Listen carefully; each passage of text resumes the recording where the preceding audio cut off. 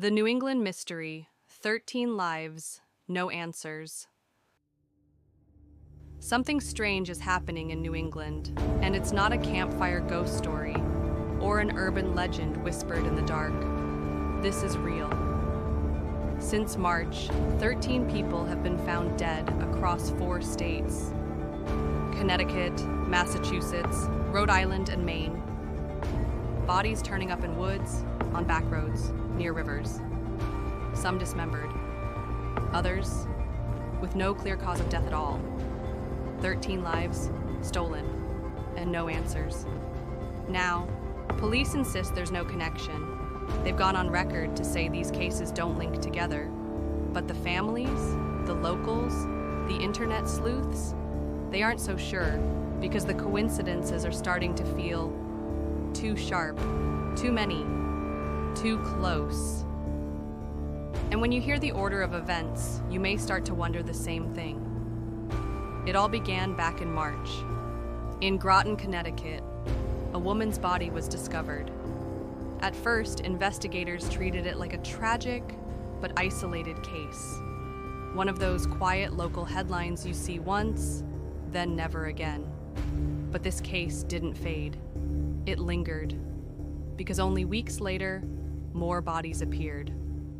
By the time April was over, 6 women had been found, in different small towns, in different conditions, but all in places that felt deliberate, dumped in wooded patches, abandoned on lonely backroads, left near rivers, as if someone wanted them hidden, but not gone. Some were dismembered, others looked untouched, with no clear sign of what had killed them. They weren't the same age. They didn't come from the same background. And yet the grief connected their families. 6 households suddenly tied together by the same silence and the same fear. Because when death comes this fast, this clustered, you start asking questions. And for the families, one question grew louder than all the rest.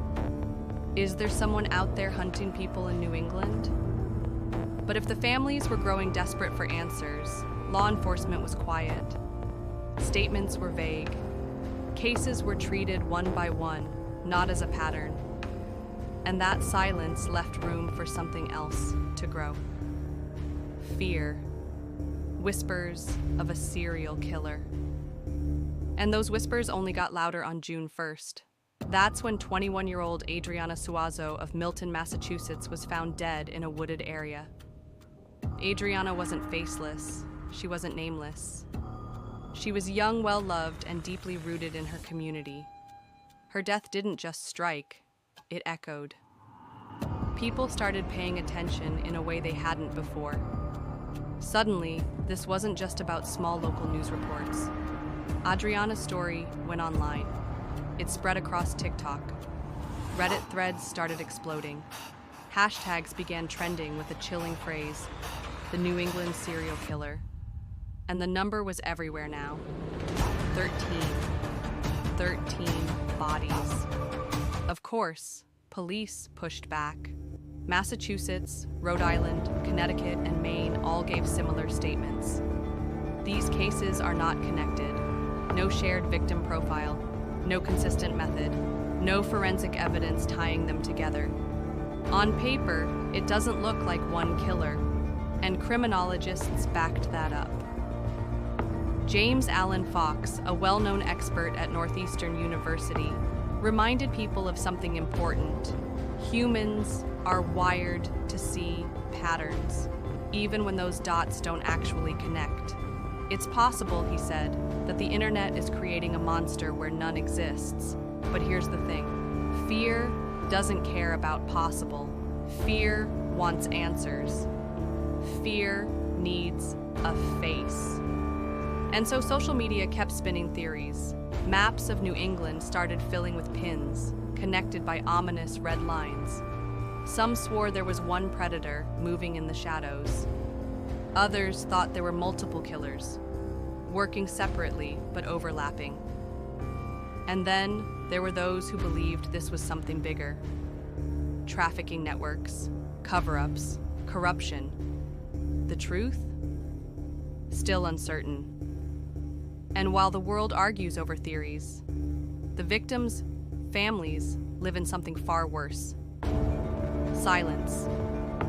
Mothers burying daughters. Friends holding candlelight vigils.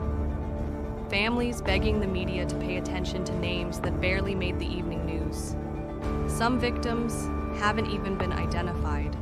Their families still waiting by the phone for a call that might never come. 13 bodies, 13 lives, each one stolen, each one leaving behind a story that ended too soon.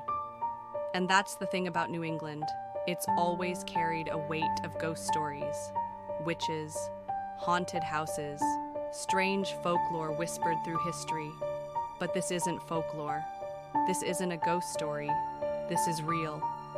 And right now, there are 13 families left in the shadows of silence. 13 households waiting for truth. Until that truth comes, the questions and the fear aren't going anywhere. And the shadow hanging over New England? It's only getting darker.